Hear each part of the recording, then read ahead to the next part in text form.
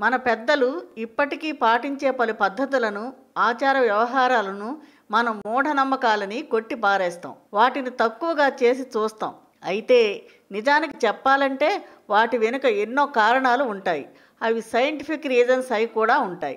రాత్రిపూట లేదంటే చీకటి పడుతున్నప్పుడు చీపురుతో ఇంటిని శుభ్రం చేయరు. ఇంటిని కనీసం కడగరు, తొడవరు. అయితే అందుకు కారణాలు ఏంటో తాళపత్రం మీకు అందిస్తుంది. ఇప్పుడంటే కరెంటు ఉంది, కానీ ఒకప్పుడు అలా కాదుగా. ఇండ్లలో నూనె, కిరోసిన్ దీపాలే ఉండేవి. చీకటి పడిందంటే ఆ దీపాలే వెలుగులు ఇచ్చేవి. అయితే అలాంటి పరిస్థితుల్లో ఇంటిని చీపురుతో శుభ్రం చేసినా, తుడిచినా, కడిగినా మనకు కనిపించని విన్నమైన వస్తువులు ఏవైనా పోయే అవకాశం ఉంటుంది.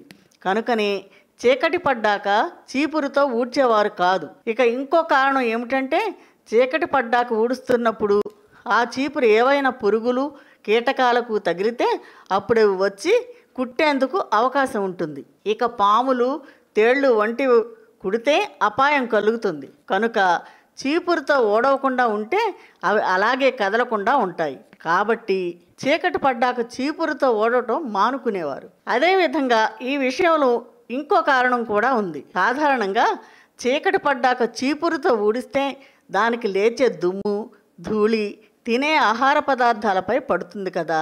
చీకట్లో తింటే ఆ ఆహారం సరిగ్గా చూడరు, అది కనిపించదు. అప్పుడు దుమ్ము పడిన ఆహారం తింటే అది ఆరోగ్యానికి చేటు తెస్తుంది, అనారోగ్యాలను తెచ్చిపెడుతుంది. కనుకనే చీకటి పడ్డాక ఇంటిని చీపురుతో ఓడవడం మానేసేవారు మన పెద్దలు.